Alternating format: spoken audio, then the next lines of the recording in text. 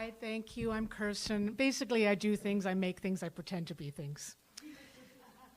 So, I have happily been with the same man for 25 years. Thank you. His name is Jeff, and it's the British spelling with a G. Jeff's real name is Jeff. But this is not about Jeff. This is about Tibor. Tibor's real name is not Tibor, but it is Tibor that came to mind when I heard the theme of tonight, which was the last straw. Now, the last straw is not a concept that I interact with very often. I tend to let things go on way longer than they should. Basically, I'm an emotional coward. Or maybe I crave adventure. Maybe when you crave adventure, you need time and patience. Anyhow, that's how I sold it to myself when I was in my mid-20s, and I did all kinds of freaky and sometimes dangerous things. Like this film. I had been cast in a short film along with 5 other actor friends, and it was about Plato's myth of separated souls. And anyhow, it was confusing. I didn't really have a clear idea what was going on. I don't think they did either. And it was being shot at Symptom Hall, the infamous Symptom Hall, which is a booze can / party space in the 90s Toronto.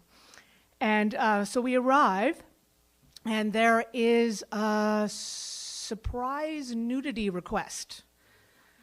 And so, okay, right, there's 6 of us and we're all gonna be together, and I think the lighting's gonna be pretty dark with strobe lights, so, right, an adventure, okay, so, all right, we'll do it. And I really needed the $50 honorarium.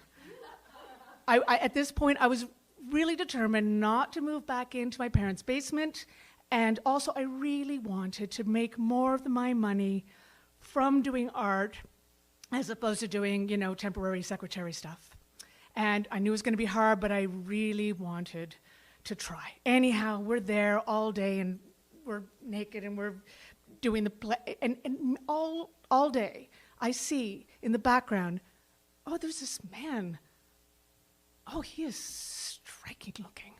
He's tall, and he's lanky, and he looks really mysterious, and he's all dressed in black. And then at the very end of the day, when he finally comes up and talks to me, I realize, oh, his voice is fantastic, because he comes up and he says,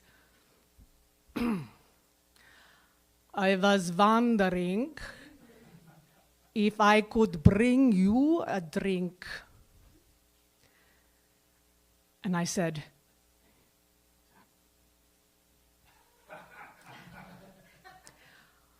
why, yes, I will take this drink that you might bring me. Thank you. Anyhow, we very soon after that began dating. And this was Tibor. And Tibor was fun, and he was silly, and he would get drunk, and he would do this crazy puppet dance, and his arms would flail out all over the place. And it turns out he wasn't in the crew. He actually lived at Symptom Hall, and he had this crazy backstory. He was from Hungary, but he had spent a couple of years in a European refugee camp, and to support himself, he ran the refugee camp booze can. And when I found out, okay, he is between places, he says, I am between places, and I'm about to be in between places. My roommate is moving, and so he tells me he has a friend who can rent us a place for $200. And I'm thinking, oh, $200? I could support myself only as an artist if I was only paying $200 rent. Okay, so I move in with him. It's too fast. And this place, it is deeply crappy. It's a dilapidated church, and we're in the back part of the basement. There's there's not even a working window. You know those shower blocks that you can see through?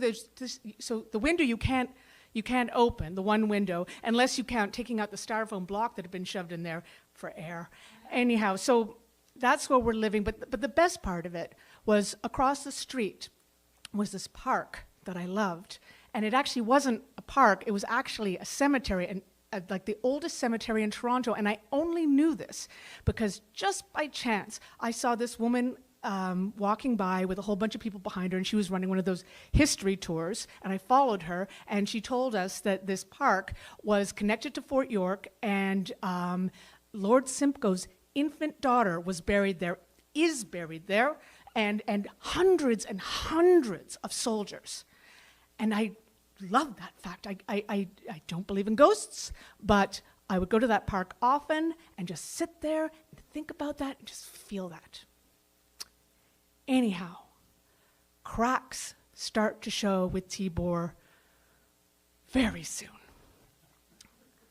I just had never really been around that level of alcoholism before. I didn't, certain things like, for me, alcohol was connected to parties, and parties were something that you did to punctuate the rest of your life, your real life being like working and cleaning and working some more. But then he was, like, I didn't realize that the 3-day bender was an actual literal thing. It was just, I was in way over my head, and he would be angry about it too. It's not like it was a constant party. He would, especially when he'd be hanging around with his other friends, like-minded friends, often immigrant friends, and he'd be saying things like, "No way am I going to pay taxes because the government is always trying to screw you." And then another time he would insist that it was cultural. He goes, "What? In Hungary, you get up, you see your mother, you complain, you see your neighbor, you complain, you go to work, you complain. It is better than you being Canadian all the time laughing for no reason." And that stung, because it's a little bit true in general, but also more specifically to me, it was true because I just felt like I was being forced into being cheerful all the time just to balance things out. And I tried to help. I tried to help.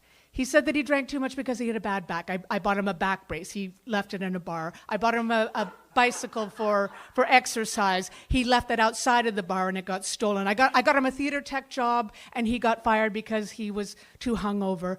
I couldn't do it. I mean, it's ridiculous. He didn't ask for my help. He didn't want my help.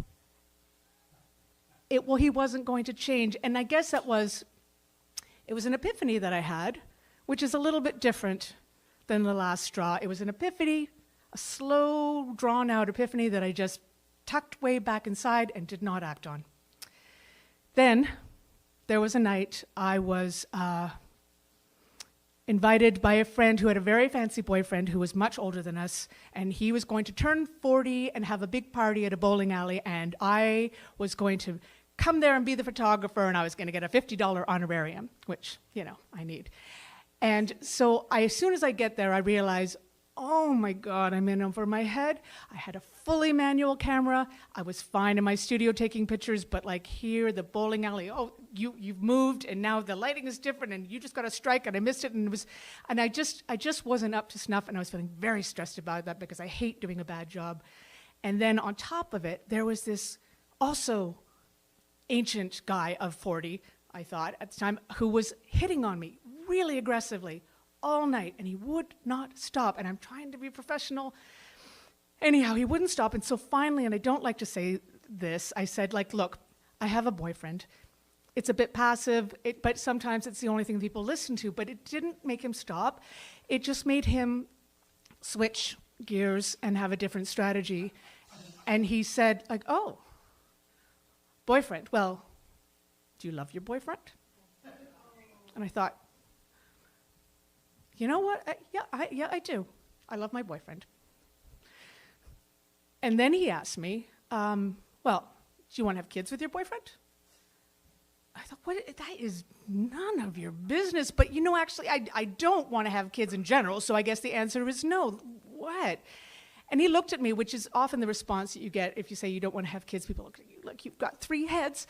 And it's like, it's fine. I'm fine being an auntie. I really, honestly, some people don't want to have kids. It's okay. But he wouldn't let it go. And he goes like, if you loved your boyfriend, you would want to have kids with him. And he went on and on and on about it. And I'm trying to be professional. I'm trying to take pictures. And he just won't stop.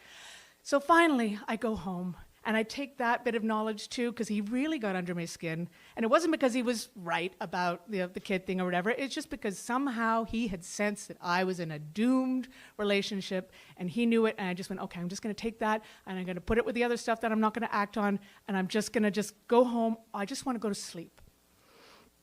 So I get home, and it is like a whirlwind has hit the apartment. There's beer, bottles everywhere. Pizza, 2 or 3 pizza things, boxes in the open, like half eaten, and there's broken beer bottles, and there's beer on the floor. The stove is on, and the refrigerator is ajar, and one of my paintings on the wall is just tilted at this weird 12-degree angle for some reason I can't figure out, and I'm just in shock. I go like, oh, Tibor's having a party with his friends, and he's gonna be gone for a while. He is gone. There's nobody there. And I just kind of go into this shock. And I go into robot cleaning shock mode. So all I'm doing is like, okay, turn off the stove. I'm going to put the beers in there. I'm going to put the beers away. Okay, I'm going to clean that up. I'm going to do this. I do that. And I do this for about an hour. And then finally, after an hour goes by, as I'm cleaning, I see one little undrunk beer, and it's in the corner. And I guess it had scooched itself into the corner because it was afraid of the alcoholic Eastern Europeans and tried to hide. So I take that beer, and I say, okay, I'm going to go to the park. So I go to the park, and I have a beer, and I don't believe in ghosts, but I thought, okay, today I'm just going to let that go. I'm just going to believe in ghosts for the next little while because I feel like I need some friends. I'm sitting there, I have my beer. Kirsten, go. This is a 3-day bender. You have 72 hours. Get all your stuff and move out. Move back to your parents' place. It's okay. You'll be an artist later. Just go. So I do.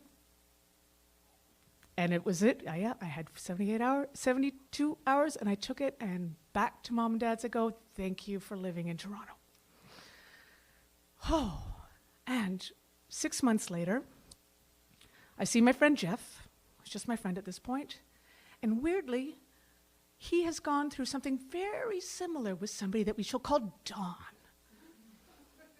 And anyhow, Dawn wasn't an alcoholic, but she had her issues, and basically all Jeff and I did for the first 2 years was talk about Tibor and Dawn and how much we had cared and loved them and wanted them to change and wanted them to be different and wanted to help, and we just couldn't. There was nothing we could do. Basically, we had both gone to some sort of weird relationship boot camp, and then when we finally got together, we were better people for it. And yes, we've been together very happily for 25 years. And that's my last straw story. Thank you.